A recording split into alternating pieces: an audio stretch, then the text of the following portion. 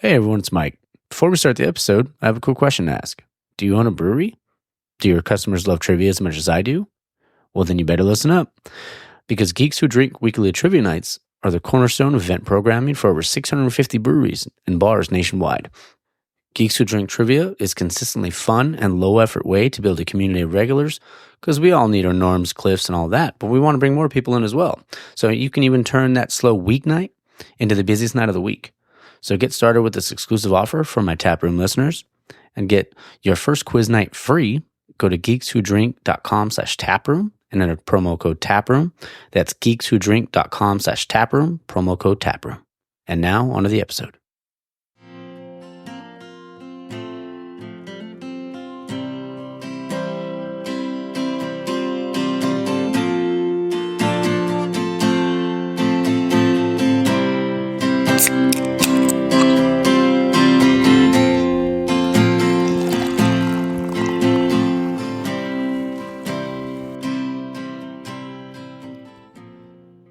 All right, and we're back. This is episode 76 of the Taproom Podcast, and I'm your host, Mike. Oh, man. Was at my little baby cousin's birthday party yesterday, and might have had a few. And when I say a few, I mean a lot. Holy shit. Am I hungover? So, needless to say, this is going to be a short intro. But yeah, it was a good time for Maddie's birthday, and had some really great beer. I went about a 4-pack of that Old Stump Summer IPA. Crushed all 4 of those. Crushed 2 Creature Comforts, the Fairway Finders.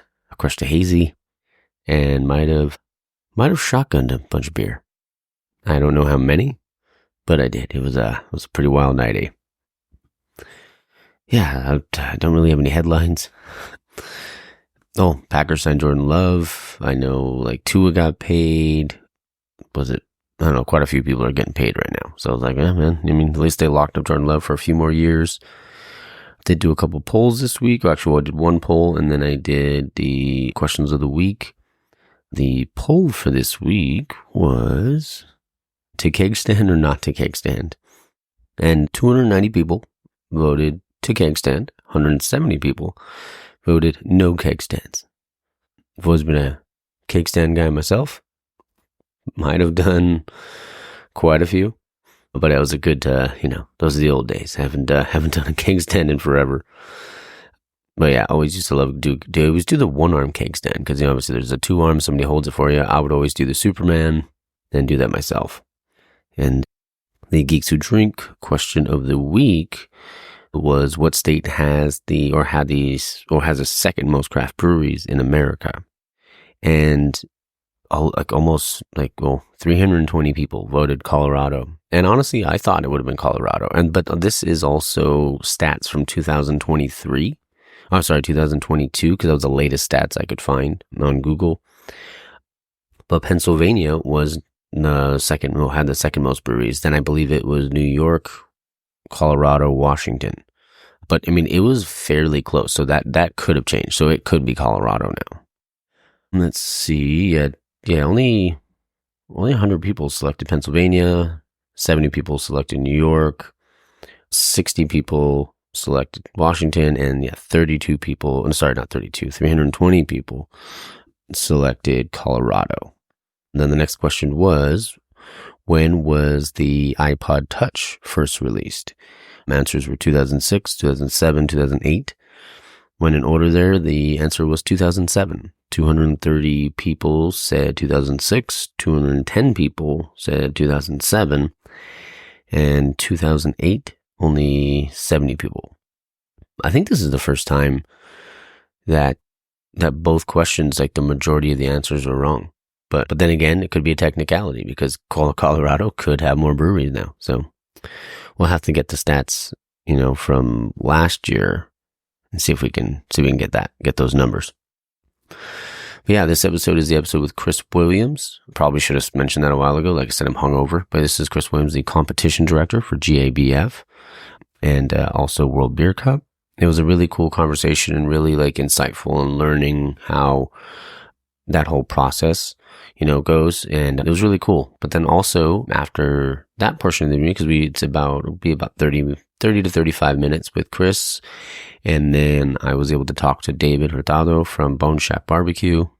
Yesterday, got to see him before he leaves to Texas. I'm going to go see him. I think he's going to be at Gunwale Ales over in Costa Mesa next week. So I'm going to try to stop by and see him next Saturday. I have a brew with him and have some of his barbecue before he takes off.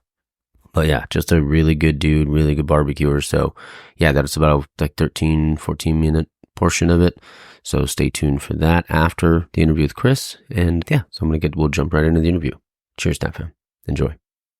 All right, guys, we're back in the tap room, and I'm your host, Mike, and I have a very special guest on today. His name is Chris Williams. He's a competition director for WBC.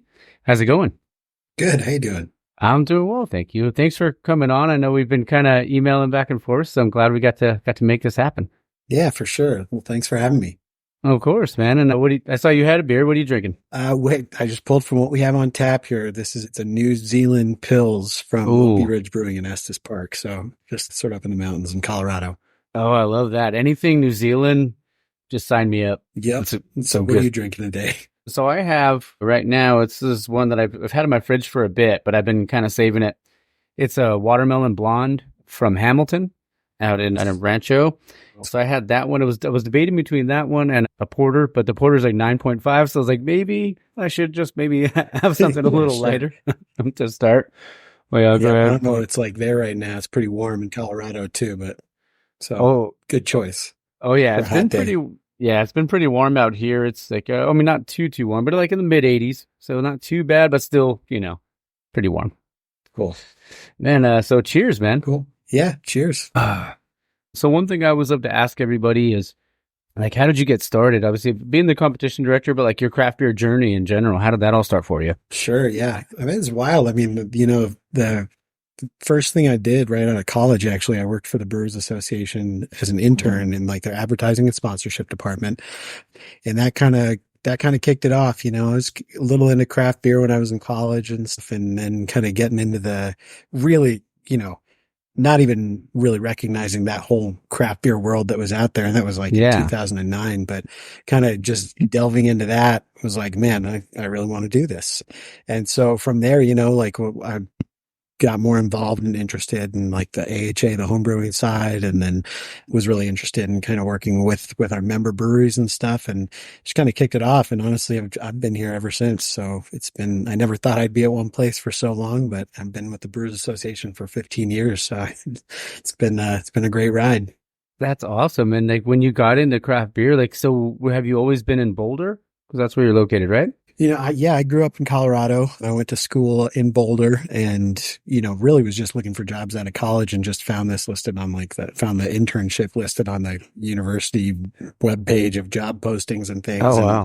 And then, like I said, just kind of delved into it. And yeah, I live just outside of Boulder, like about 20 minutes, like southeast. And yeah, so I'm kind of like Colorado born and bred.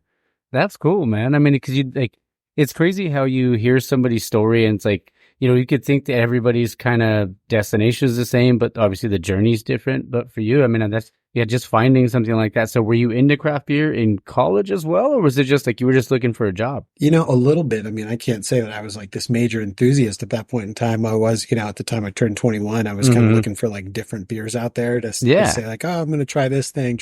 So, I was like familiar with it, but I'm obviously much more familiar with it now. And once I kind of got into that world, it expanded the world a lot more. So. Oh man, that's so cool. I mean, I just feel like, because even for me, I think, craft beer, obviously, even like you were mentioned in 2009 was still kind of in its infancy, really. Like it didn't really, until it started to really blow up. But I mean, it's where it's at now, and like the growth that we're seeing, like when even though we may not see as many breweries open, we are seeing like the really good breweries expand, I feel like. For sure. Yeah. I mean, I think when I started, there were something like 2,000 or 3,000, like maybe right around 3,000 breweries in the US. And, I've seen it at the peak so far with like 10,000, and it's just been insane. So, and like I was always working pretty much on the event side. And so we could kind of see it as a good indicator of how things were going, because we'd watch like the Great American Beer Festival grow from like a couple hundred breweries at the festival to like 800 breweries at the festival. Yeah. On the competition side, it'd be like, like 2,000 entries, 3,000 entries, growing to like 10,000 entries. So it's wild to see like kind of this growth over those, 10 to 15 years. Oh, I bet. And especially like, WBC was just recently. Like, what do your days kind of consist of, like being the competition director and, heading up all that? Sure. So, I mean, World Beer Cup used to be, I don't know how much you know about the competition, but it used to be a every other year thing. Mm-hmm. And then in 2024 would have been the first, or I guess 2023 would have been the first every year one. Okay. So we started doing it every year. So now it's kind of like we basically finish up World Beer Cup, start working immediately on Great American Beer Festival. And then that just kind of goes back and forth. And then, then we also throw in the National Homebrewers Competition as well, which happens kind of over the summer, and that's all homebrew focused. But yeah, I mean, on a daily basis, like when we kick off the competition, I spend most of the time, on the front end, setting up the style, like how we're going to break down the styles for the competition base. And we usually base it off of what was happening the previous year in terms of like number of entries by category. Like, do we need to expand and maybe put some subcategory in its own place, things like that. So kind of arranging the style categories, start to source judges pretty early because we need a lot of judges to run the competition.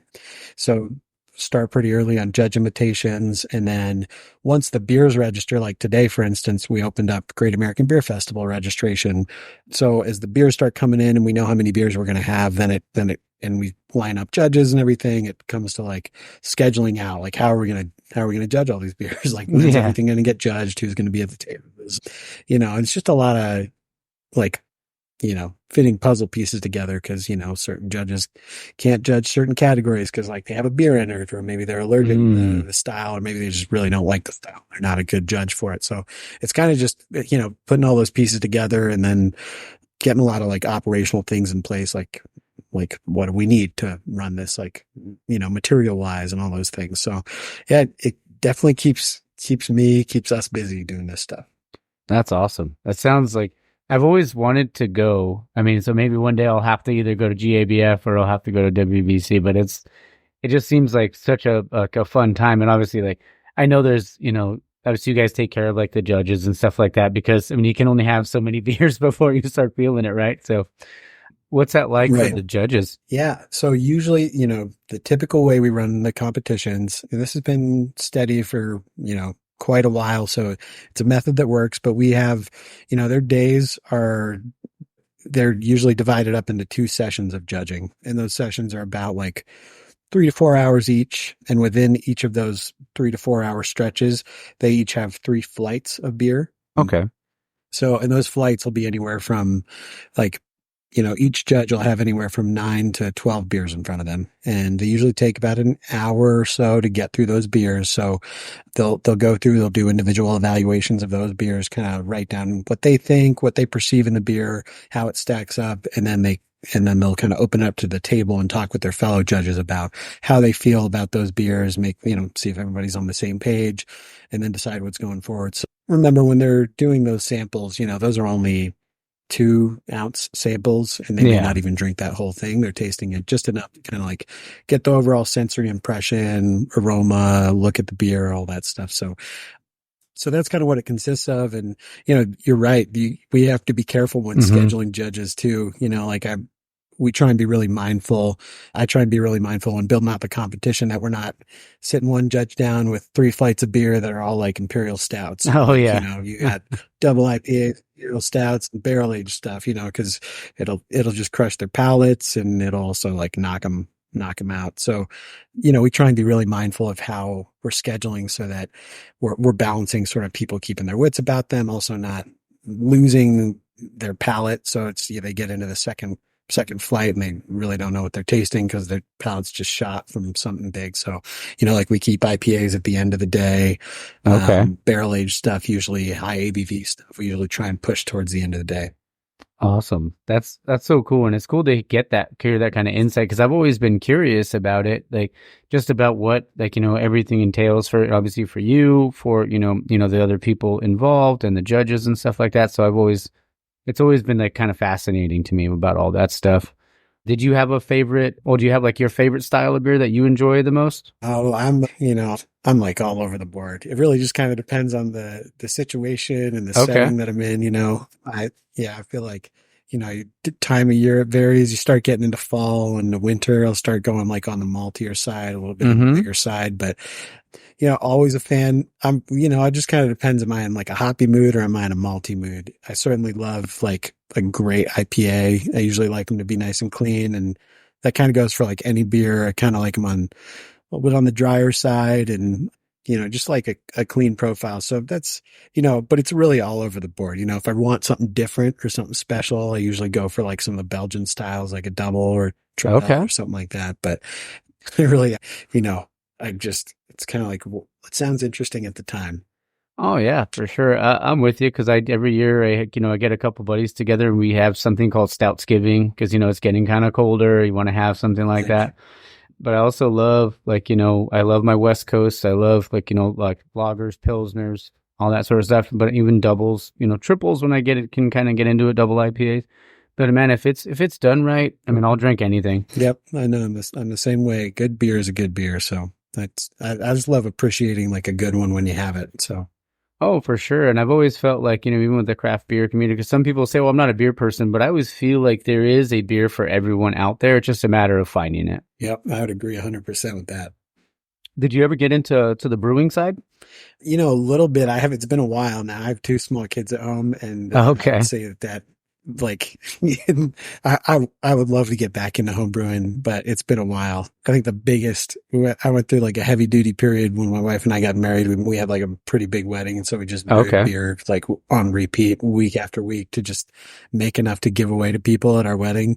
Yeah. But I think that was like the last time that I really brewed, but I do love it. I just want to find the time to do it again.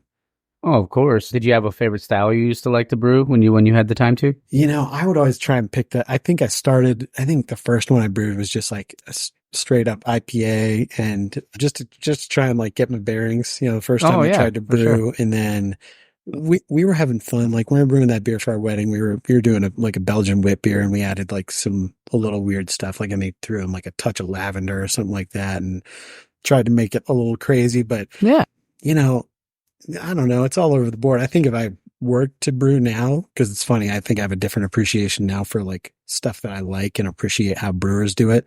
I think I'd love to try some lagers and like, put in the time and dedication to do some really good lagers, but never did anything like that before. So. Oh yeah. That's cool, man. I mean, and if you ever do it, I mean, let me know.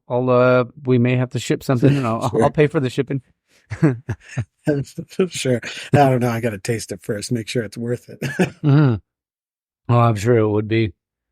So you get into the industry, right out of college, was there a like craft beer that you had that you were like, man, this is kind of what beer could be for you? I mean, I feel like I'm thinking of like the time of when that was and sort of what I had available there.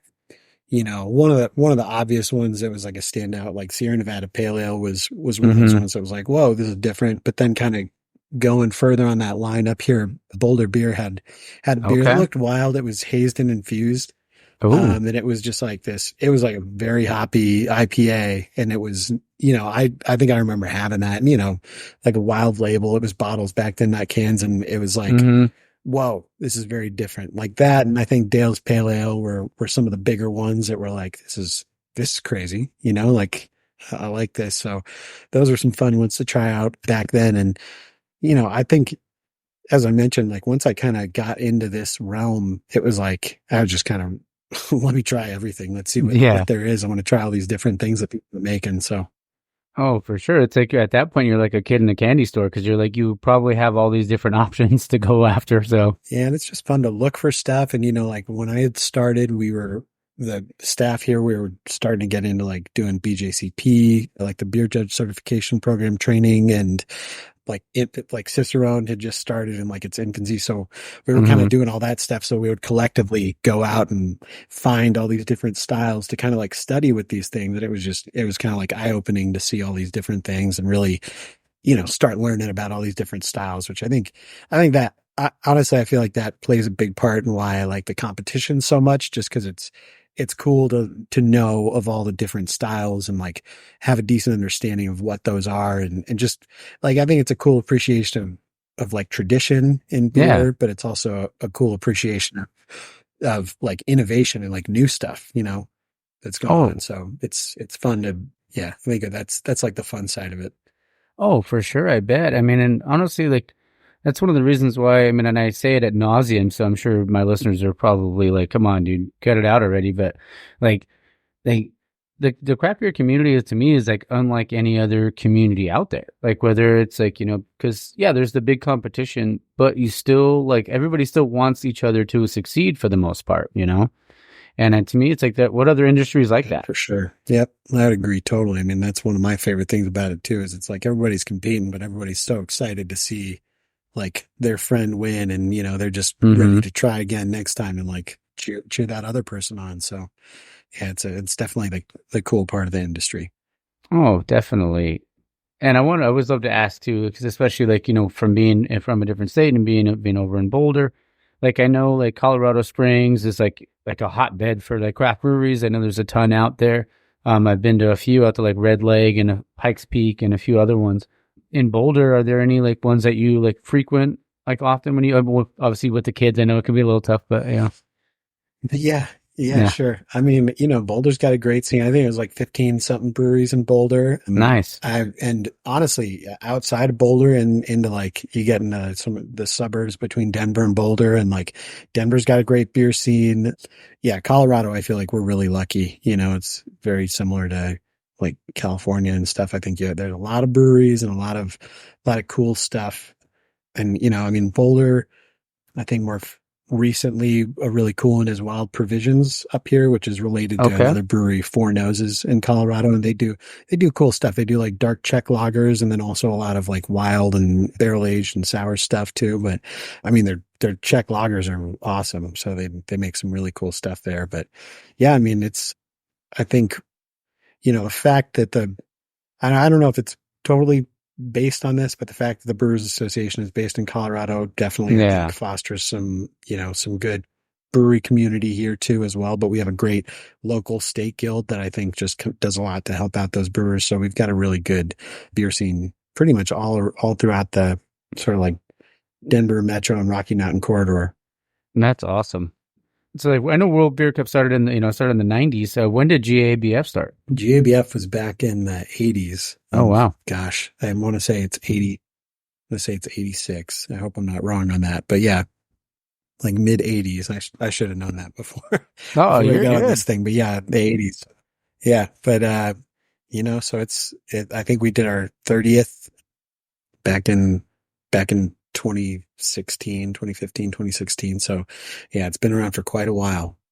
Oh, that's awesome. I mean, and I love like the longevity, and like one thing I love about obviously the craft beer stuff is when you can find one of those like, older craft breweries, because obviously it's still like we talked about like how it was in its infancy in the early to late 2000s. But like places like Tustin Brewery that have been around for like 28 years, it's like, to me, like those are like, those breweries like that are like the testament to what this industry can be and still is. For sure. Yep. When you guys start getting like all the like the beers come in, how far in advance before WBC do you get all that stuff? Sure. So we do, typically everything comes in, I'm going to say like roughly a month before we start judging. World Beer Cup's a little different, in sort of that timeline, because we have beers coming in from overseas. So that is, it's tough for those breweries, because not only, we do a lot to set up consolidated shipments. I think we have 9 different ones around the world that basically they'll ship to this place, and then we get the group shipment into the United States. But there's so much that has to be done in terms of customs clearance and getting those beers into the United States. We have to do a lot with like the FDA to get approval and all these various things that we have to do that make it really difficult. So their timeline, we try and narrow that timeline a lot more, but those guys start getting their beers out maybe even like 1 to 2 weeks in advance of that, if not more. But we get all the beers. Usually they all land at our facility roughly about a month before when you think about it, we're getting, we'll say like for the past few years, we've had something like 2,000 plus breweries entered in the competition, and each of those have anywhere from like 3 to 5 beers. So, and when they send in those beers, they come in like, they could each have like 5 or so boxes. Think about like maybe a box per beer. And our team has to open those all up, separate them out, because basically what we do once we get them is we separate them out by category that they're going to get judged in. And then we organize those into those categories. So it takes us about 3 weeks. Wow. So to speak, like three weeks of like 3 shifts per day. And we have a lot of amazing volunteers that do it too, that just work for like 3 weeks straight, getting everything sorted. They double check. They do a lot of inventory to make sure it's there. And it's quite a lot, like once it's all finished up, we have to take a lot to sort of catalog it and palletize it the right way, because we have to palletize it. We have like, 20 to 30 pallets of beer that we have to put in order, and like in order of boxes, so that when we pull those off the truck, we're going in order, not digging for boxes, but those are the right boxes that we're going to use, that session of that day to judge those beers. So it takes a lot to kind of get that all organized, but we've got just so many amazing people that dedicate their time and, their knowledge to do that. That's so cool. I mean, it's cool that you guys get to you get to do that. And then, like you said, with all the volunteers and people helping out, I mean, that's what this community is all about. So, I mean, that's pretty awesome. Yeah, for sure. I would agree. Did you have any ones that you might have had over during WBC that you kind of that where you're like, oh man, this would be it for me if you were doing that? What do you mean, for like a beer or something like that? Oh yeah, like maybe like any ones that you tried while you were out there or anything like that? Unfortunately, I don't get to try as many as you might think when we're there. Most of them are down to the table. So yeah, that's understandable. I'm trying to think of it as it's occasionally like some of our awesome like competition staff will come over and be like, oh, the judges love this one, like give it a try, but it's pretty rare. So there's nothing that really comes to mind. And usually we're just like, we're running a lot while the competitions are going on. But so I wish I had a good answer for that one, but I don't have anything off the top of my head. Oh, it's all good. No worries. Did you know that any of those? Yeah. Any of those award winners those are the ones. Oh yeah, for sure. I know there was quite a few of them that I got to try before, like they actually won the award. So I was like, oh man, I got to have that beer when I was out. So it's pretty cool. Yeah, that's always a cool feeling. I love that too. Oh, definitely. Did you do you have any fun, kind of interesting, stories from either this year or last year or years past from the competitions? Man, I saw that you asked this question, and I wish I had a really good one. There's nothing that I really want to share on the air, because it's any of the ones that I would say are funny are more potentially things that are nightmare scenarios that it's so, and really, none of them have happened. So those are good, but luckily a competition without any good stories, I feel like is a good one, Yeah. Well, yeah, that's good. Occasionally judges try and mess with them, and that's, those are good ones, but I could put it in, if there's ever any brewers that watch this, there's always some funny stories of getting called over to a steward table when they're pouring the beers for a competition. And it's more like a cautionary tale to make sure they're really paying attention when they send in their entries, because inevitably each year I'll get called over to a table that's pouring international light lagers, and they'll pour out a beer that's in a can that's unmarked, but it's labeled for an international lager, and it pours out syrupy jet black or something like that. And it's, it's just one of those situations where the brewer had a bunch of blank cans and they labeled it up and mixed up which beer was which. So it's one of those things to make sure that you're really watching out and putting the right labels on the right things. But otherwise, nothing really that I can speak of. Oh yeah, you definitely don't want a syrupy light lager, that's for sure. Yeah. One thing I was love to ask as well, do you have a favorite kind of beer that you like to pair with food, or if you had to choose between wings, pizza, maybe tacos or something like that, what would you prefer with a beer? Oh, I saw that question too that you asked, and I was just thinking beer and food is one of my favorite things to kind of do together. I'm always, I love my beer and pizza together. I think that's great. It's great having a good crisp lager with pizza, but I do I was thinking about, summer's coming around and we're getting Oh, into yeah. like barbecue season. I always feel like it's fun to do like smoked brisket or smoked pork with like Mm-hmm. a Grodziski. Do you know what that is? I don't think so. No. Yeah, like a light. It's like a low ABV, light, like wheat. It's a Polish style. It's got light smoke in it, and it's like kind of a little tart, but it's a fun style. Like Live Oak out of Texas makes a really, really great one. And Okay. more breweries are kind of making those now, but it's like a perfect barbecue and beer because it's got that little smoke in it. So if you're getting smoked out at the grill and you're having that, it kind of goes hand in hand. But that's a good like summer pairing, I feel like. Awesome.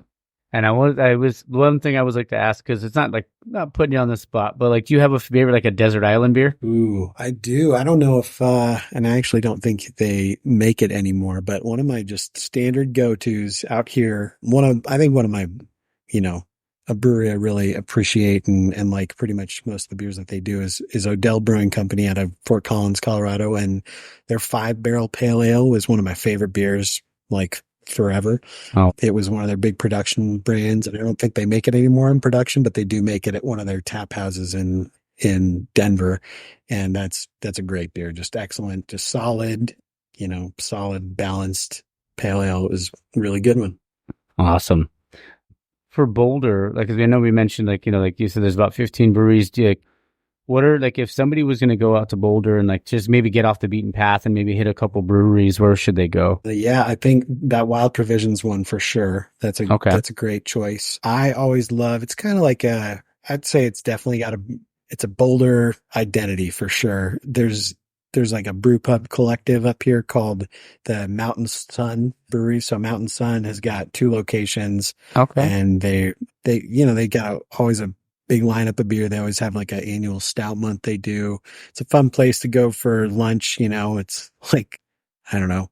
It's good, like good food, nothing. It's all like super down home, nothing too fancy, but that's a great place to check out just because it's a good vibe. Yeah. I'm thinking, once you get outside of Boulder just a little bit, like there's 12 Degree makes some really great Belgian beers. Cellar West makes some really good Belgian and other stuff just right outside of Boulder too. So yeah, you don't have to go far to find good beer up here.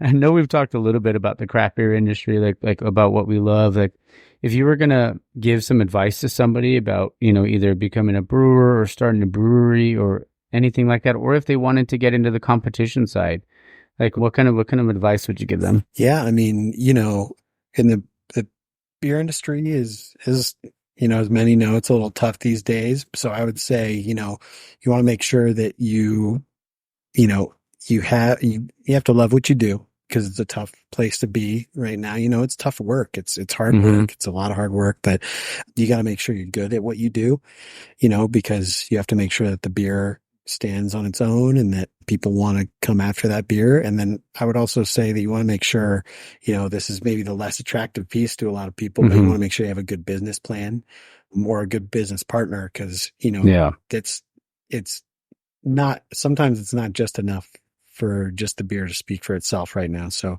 I'd say, just as long as you are passionate about it and you've got kind of a good business plan to back that up, that's the best starting place you can be going from. And, on the competition side, I'd say volunteer with your local if you're interested in getting into competitions. There's so many, local or regional homebrew competitions that are just looking for, need people to volunteer and help, just like we do too. And so I think that's always a great way to get your foot in the door and kind of understand how they work, because they all work a little different. Like ours is different from other smaller ones or other big ones too. Everyone works a little bit differently, and you kind of get in and, help with some that you like, or if you want to be on the judging side, you can start doing some studying with BJCP stuff or with Cicerone and kind of get some your style knowledge to get in there, and then just start, judging and putting your name in the hat to judge at these smaller competitions. Cause, it does worlds for your beer knowledge if you're interested in that, and expanding that. I feel like it does so much to help you expand that knowledge. So competitions are just a great way to learn about the beer industry and sort of get your pulse on the industry too. So it's a fun place to be. That's awesome. I mean, and even I feel like with, like you mentioned, like with the BJCP and stuff like, or the BJCP and all that stuff too, like if you can like educate yourself, I mean, even within the brewing side, because then that just, I mean, I feel like that elevates, like say if you opened up a brewery and you're able to pour that beer and you're able to tell that customer what went into it, like, you know, and all of that sort of stuff and what kind of notes to look for. And you can maybe, you know, even if like we mentioned earlier, how some people may not be into craft beer so much, but you can give them, you know, kind of impart your knowledge onto them or your beer education onto them so they can know what to kind of look for with other styles that they try or that are maybe that are brewed with certain hops and stuff. For sure. Yep. Totally agree. Yeah. I mean, getting that sort of that beer education, it sounds silly, but I think it's really helpful. And like it does, it helps, you know, if you're getting into the industry or you want to explain to others that, you know, you want to like help get others into beer, that's just a great way to do it. Cause, you know, if you can kind of break down and understand a little bit why people may or may not like something or like what may help them to like, you know, why they might like one thing over another because they don't like this other thing. I think that's a great way to be. And it really helps them and ultimately kind of helps beer out too. So. Oh, definitely. Oh yeah, definitely. Being from Colorado, by chance, do you like the Avalanche? I do. I'm terrible at following sports, but if I were going to follow one, hockey would be the one. Oh, okay. Yeah, same, because I'm a big Avalanche fan. I mean, it sucked when they got eliminated recently, but still, like I followed them since I was a kid, so like they're my ride or die till the day I die, so. Nice. Yep. Love going to Avs games when I can, for sure. Well, that's awesome. And how far is Boulder from Denver? Not far. You know, it's like 20 miles ish, you know, about say like 30-minute drive. Not bad. Oh, nice. It's close. You know, I live right between Denver and Boulder and I love it. I love being able to go either way. Oh, that's sweet. And I think it was Val Nichushkin or somebody. I mean, he had to go to rehab, but I can't remember what player it was that they mentioned after they won the cup a couple of years ago, how they drank the town dry pretty much. Yeah, it was great. Anytime we have like those parades here, those are a good time. And, you know, like we've been lucky with Avs and Nugs and stuff like that for, you know, some years. So we get some good times for those. Oh yeah. So I'm sure you're in full prep mode for GABF because when does the competition start for everybody that may not know? Yeah, we opened up registration now, but the competition doesn't actually happen until October. Basically, we'll start some judging in late September. But yeah, right now, you know, I'm just getting ready to put the call out for judges, and we're getting all the beers in. So you know, we'll over the next few weeks we'll kind of know where we stand in terms of entries and everything, and that's when all like the sort of the scheduling and planning that I was talking about go in. So we're gearing up for sure. And we did it a little different this year. We usually have done sort of the festival and the competition registration going on at the same time, but we kind of booked up the festival a few weeks in advance, which is really cool. So we're looking at a really good festival. I think right now we have something like 400 plus breweries that are going to be there. So yeah, it's shaping up to be a pretty cool year. That's awesome. And I bet like the city probably just like loves all that because I mean, bringing in all the, you know, all the people in each year, I'm sure that generates a ton of revenue, obviously for craft beer and then obviously for the city as well. Yeah, it is. It's huge. I mean, that's one thing we always talk with them about. And over the past few years we're, you know, we do have people coming from all over and booking up hotel rooms and, you know, local breweries wind up doing a lot of business that week. So it's pretty huge for the city, and it, you know, all those beer lovers descend upon Denver, and yeah, it's a fun time for sure. And it's that community we were talking about, you know? Oh yeah. Well, I mean, Chris, I know I don't want to keep you too long, but I just wanted to say, man, I appreciate you doing this. It's been fun for me. And I felt so bad because I know WBC had just ended and I emailed you right away. I was like, oh man, don't be a jerk. Like give him some time to respond. Don't worry. No biggie at all. No, I'm glad he did. Yeah, it's fun for sure. Oh yeah. So, I mean, like we'll stay on and chat for a minute, but like I said, I really appreciate it. This has been a blast. I'm going to have to eventually get out there. Maybe I'll go out there this October to hang out and have a beer with you. For sure. It'd be a good time to do it. It's going to be a pretty fun festival this year. Awesome. Well, thank you again for being on, man. I appreciate it. Yeah, you got it. Cheers. Cheers. All right, guys. I hope you guys enjoyed that. And we're going to jump right into David Hurtado from Bone Shack. All right, guys. We're back in the tap room, and I'm your host, Mike. I have a very special returning guest, actually. He's getting ready to take off to Texas. Mr. Bone Shack BBQ himself, David Hurtado. What's going on, brother? Good, man. How you doing? Good. Glad we got to hang out a little bit before you head out. Yeah, absolutely. Yeah. Cheers, man. Cheers. What are we drinking? I think we're drinking the Mexican lager. Yes. Yep. Oh yeah, I like that one where they brew with the lime and salt. Some good stuff. It's perfect for this heat right now. Oh yeah, it's been so warm. But yeah, tell us something. You're leaving to Texas. I know we kind of talked about it off air, but could you tell us like what kind of we just going out there for work or family? All of the above, actually. Just trying to get our family more settled in and stuff like that with the kids, and just here in California, it's pretty hard to be able to get a house, and Yeah, an apartment isn't really ideal, especially for the prices that they're going. Yeah. So, yeah, I mean, we just kind of came up on some opportunities over in the Fort Worth area, and we have family over there. My wife's from there, and everything just kind of just laid out perfectly. And I was like, all right, well, let's just roll with it because it's meant to be. Yeah. Work's out there, family's out there, found a house, like everything just worked out. Like no speed bumps. Awesome, man. Well, I mean, congratulations to get to go out there because you're right. It's crazy right now. I mean, my rent goes up every year. Like this year, like what it normally goes up about $60 a year. This year it doubled. Yeah. And it's like, man. Yeah, it's nuts, man. Like, for this, especially with like the company that I work for, I can make the same amount as I make in California. Yeah. And cheaper cost of living. For sure.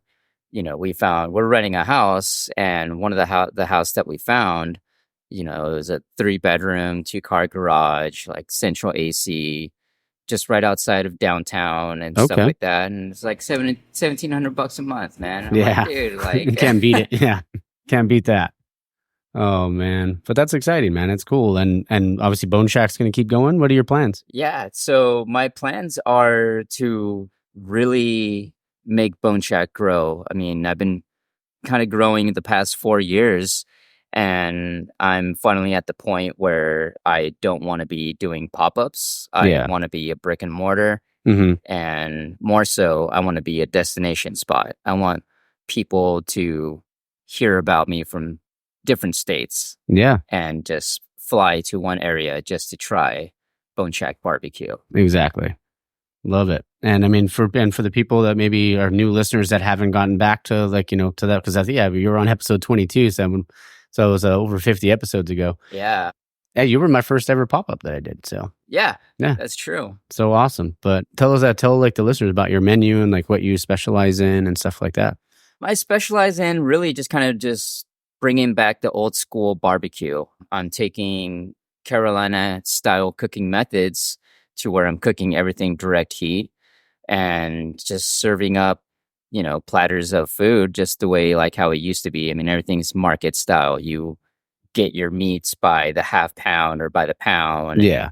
And, you just get as much as you want. Everything comes with pickles and bread and side sauces, and your sides are separate. So just really trying to bring back that old school vibe and that flavor. I mean, there's a lot of good modern barbecue out there, but I feel like the old ways is being lost. Yeah. And it's something we need to still hold on to. Oh, yeah. And, and a lot of people love it, man. I mean, some people just love just the good old fashioned way of, having a slice of Wonder Bread with, your brisket drippings on your platter, just mop it up. Oh, yeah. So, yeah, I mean, that's just kind of my drive, just to really bring back the old school ways. And, some of my sides, like I'm bringing back hush puppies, like nobody's ever doing hush puppies anymore. And, oh, yeah. Serving up with the side of honey butter and just get back to the roots. Yeah. I mean, and even I love your brisket was delicious when I tried it that first time. Oh, I mean, all the food was really great. I know like the biggest hit with, my ex now, like her family loved like that chorizo mac and cheese. Yeah. And that's definitely everybody's favorite. And, that's kind of a little more modern. Yeah. But it's still kind of a twist to an old dish. I mean, you always got macaroni, mac and cheese. Oh, yeah. Beans and potato salad and slaw and hush puppies, man. Oh, yeah. Like that's been my kick. But yeah, the chorizo mac and cheese, it's really good. I mean, it's a blend of different cheeses, and just the cooking method that's put into it is kind of what really like refines it. and there's a lot of steps into making the cheese sauce. It's not just, you're putting shredded cheese in a pan with macaroni and just letting it melt down. Mm-hmm. There's a lot of like work into it, like building a roux and, Mm-hmm. just how you whisk it and adding the cheeses and getting that nice, like velvety cheese sauce. Oh, for sure. Because I know there's certain things like if you get it too hot, it could be grainy. Like it can turn the cheese sauce kind of grainy, and that's never good. Yeah. So you're 1,000% right. Once you dial in that recipe, it's like, oh yeah, so good. Yeah. And that's definitely one that that's a Bone Shack staple. Oh yeah. Oh man. So when you get out there, because I know you're leaving in a couple weeks. Yeah, I'm shooting for somewhere in August, like mid-August, I'm hoping. Gotcha. When you first get out there, are you going to be doing like pop-ups still or until you open up the brick and mortar? What kind of what's the timeline you feel like for that? Well, when I first get out there, I'm going to just kind of take it easy a little bit. Mm-hmm. If I do any barbecuing, it's just probably going to be like between friends and family. Okay. Just kind of get settled in. For sure. And not going to lie, there's a few places that I really have been wanting to go to. Okay. So kind of want to, now that I'm going to be finally over there, go visit some couple of spots, some towns that I've been wanting to visit. There's a few barbecue joints that I've really been wanting to check out. Okay. And so, yeah, just kind of do that. And, hopefully by the holiday season, maybe do a few specials. Okay. But yeah, eventually I want to start doing pop-ups. I mean, I might have to restart like how I used to, just out of the front yard and, work my way into local breweries over there. Yeah. But I think that downtime is what I'm going to use as networking as well. Yeah. And so, I have a friend out there too who lives on the eastern side of Texas.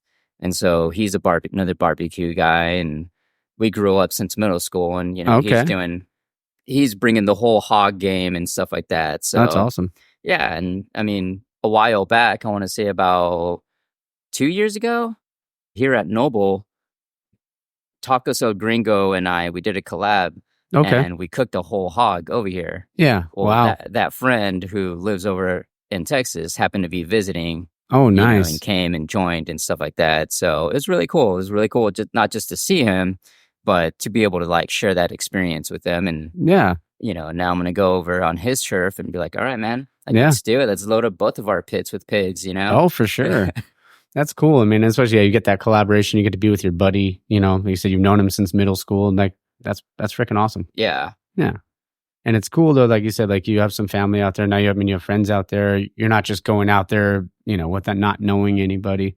But yeah, like if you started doing, even that, stuff out in your front yard or anything like that, and then making your way into breweries, because I mean, the second I know people try your stuff, they're gonna, like, yeah, you got to come over and do this with us. Yeah, and that's, I'm not intimidated. I'm ready. Yeah, like I'm ready to introduce Texas to Bone Shack BBQ. Yeah, because I can't think of anybody that actually does like direct heat briskets and direct heat shoulders, like everything direct heat. Yeah. I mean, some of them are doing, either the whole hogs or they're doing the ribs or maybe like pork steaks. But 90% of the people out there are cooking their briskets with an offset. Yeah. Which is common. That's, the modern Texas offset cooker, and then I want to bring in like my style and a whole different flavor profile. And I think that's what's going to separate me just from everybody else. And like, I'm ready for it. I want Bone Shack to just blow up, man. Oh, and I have no doubt. I mean, especially because you're not doing the, like, like you said, almost like their traditional kind of thing. You're doing it like the real, like the OG way, right? And like even doing it on direct heat, how your brisket's so tender and like your shoulder, like it's like, I don't know how you do it, but Yeah, and that's really the trick. I mean, I think it's how we came up with the theme with our episode. You're not moving around your meats or anything and poking it with probes. You're shoveling coals and playing with fire. Yeah. No, and that was such a fun episode. I mean, that's why I was like, and as soon as I heard that you were leaving, that's when I saw your post. I was like, oh, okay, well, I got to see if he's, available for, even just, 10, 15 minutes.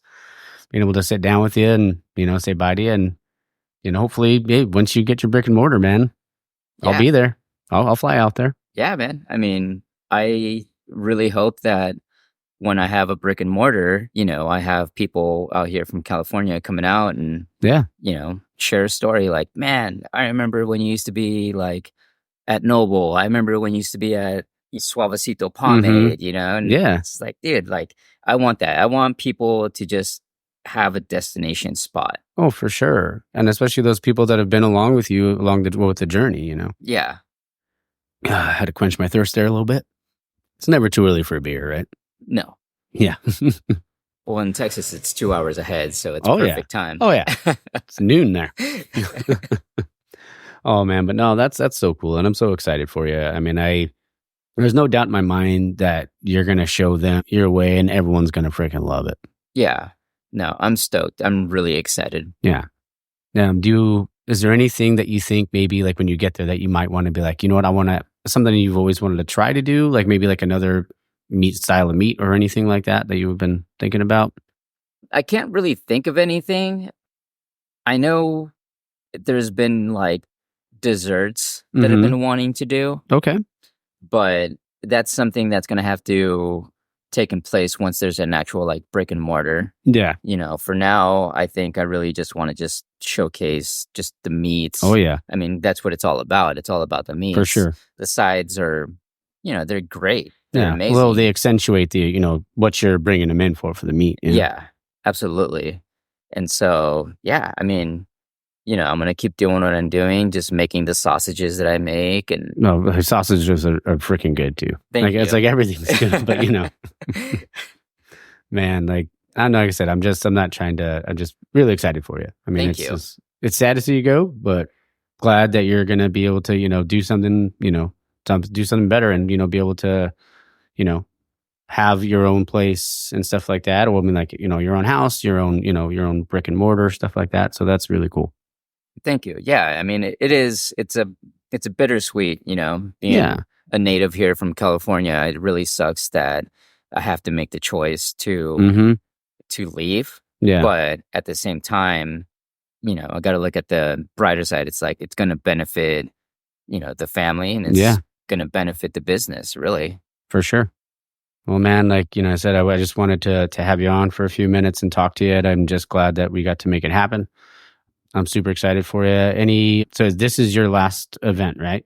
Or you do have one more? I have one more event. Okay, where's it going to be? It's going to be at Gunwale Ales. Okay. Yeah, in Costa Mesa. So it's going to be August 3rd, I believe. Okay. Which is a Saturday next week. All right. Well, everybody, like, if you're listening, go down to Gunwale Ales and, get your ass some really damn good barbecue. Love smoking bone, baby. Damn right. Cheers, brother. Thanks for coming on. We'll finish this sucker. All the best to you, brother. Thank you. All right, guys. Hope you guys enjoyed that. It was fun to be able to talk to him for a little bit. And like I said, I'm looking forward to having some of his barbecue. He's got some killer stuff. So I'm looking forward to that. Fuck, I'm hungover and I got tacos and tamales waiting for me right now. I'm going to grow up like a motherfucker.